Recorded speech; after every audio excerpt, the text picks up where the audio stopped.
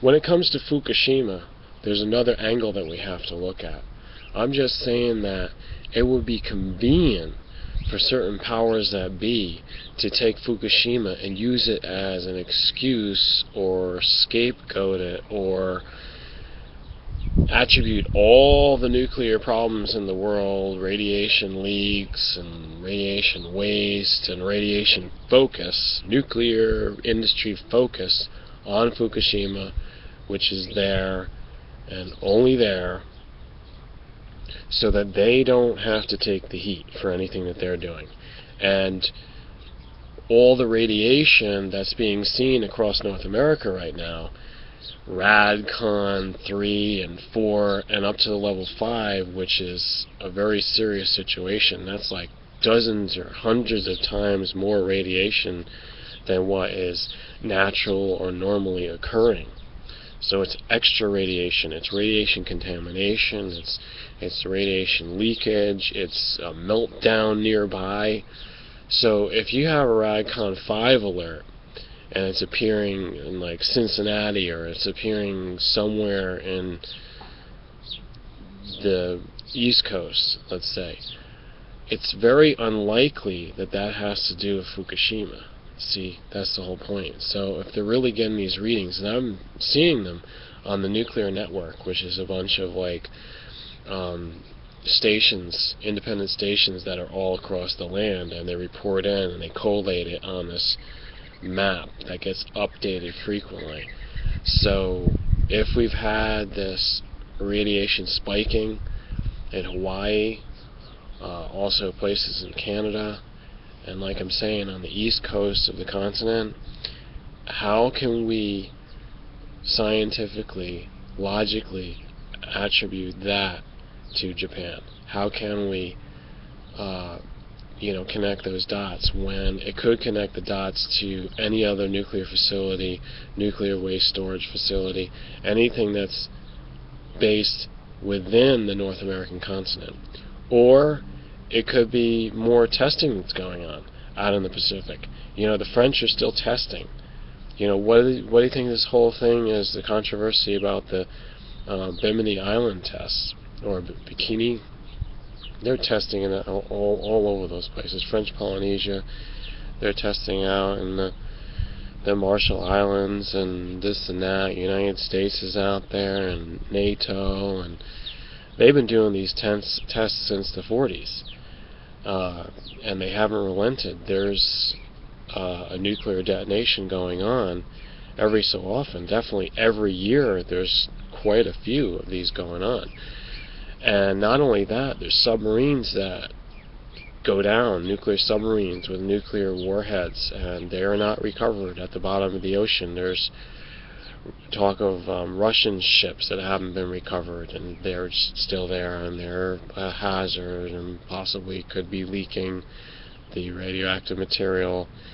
There's talk about it in the North Sea, up above Scandinavia and all north of Europe. So there's a lot of places in the world where radioactive particles can be coming from. All the recent battlefields are also have the heavy uranium, because that's what they use to punch holes into heavy armor. Because when you take a projectile with that kind of heavy metal in it, now this is physics, you've got to scientifically understand what I'm talking about. When you mix it into the alloy, you throw in the depleted uranium, and you launch that, and when it hits its target, it's going to be more likely to puncture it because of its this, they call it this, I don't know all the technical terms, but as far as the depth of its penetration, penetration efficiency, it's a heavy metal. The heavier it is, the deeper it's going to go. Sometimes you want it to splatter. That's why they put those split at the tip of the bullet before you shoot it. So it's in the shell, and you do that. That way, it's going to cause maximum damage on the way out, because it spreads a wider hole. It impacts, it enters, and then as it's coming out, it blows out a lot more. So this is very deadly. This caused massive suffering.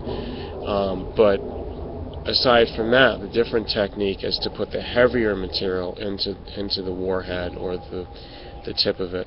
So this is scientific. You've got to study ballistics, and you've got to understand that they're shooting all this out in Iraq. They're shooting all this out in Syria. They're shooting all this out, all over the place.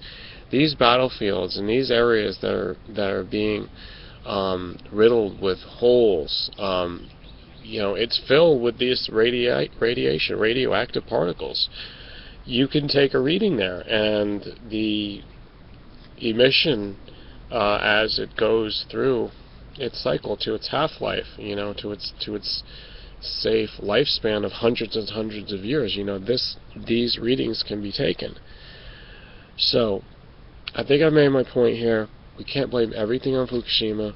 Even though we can't take our focus off it, we have to also look at all the other sources, all the other things that they probably are trying to cover up. So really think deeply on this and understand that it's the entire nuclear industry, it's the entire military-industrial complex, the whole bullshit that's been going on since the Manhattan Project, the detonation of Trinity, the hitting of Hiroshima and Nagasaki, the Cold War, the arms race. We got the SALT treaty, we got this reduction and blah, blah, blah, blah, blah. This thing that Obama did was just a bunch of nonsense. He wasn't reducing. This, if you read the latest legislation, this is just a plan to do more. It's just a plan to escalate. It's just doublespeak. It's just to dupe you. He is known as a pathological liar. And that's the kind of politicians they're putting in here. So be very careful. He's the one that went down to the Gulf of Mexico, and I believe it was the state of Louisiana. He ate the seafood. He said, everything coming out of the Gulf of Mexico after this Gulf crisis. It wasn't really just an oil spill, by the way. He's eating it, and he said, yeah, it's fine, it's fine. He wasn't eating it. They brought him some organic, highly, tested, that it was pure enough for him to eat, and he claimed, like a goddamn liar, that it came out of the Gulf of Mexico and that everything was safe. Can you believe that? These are the kind of people that are leading us, so you've got to be careful. You people that want to be activists about the Fukushima thing, you better wake up. And every video you really should be talking about this point of view, because it's the wisest approach. And if not, I may be calling out SHILL.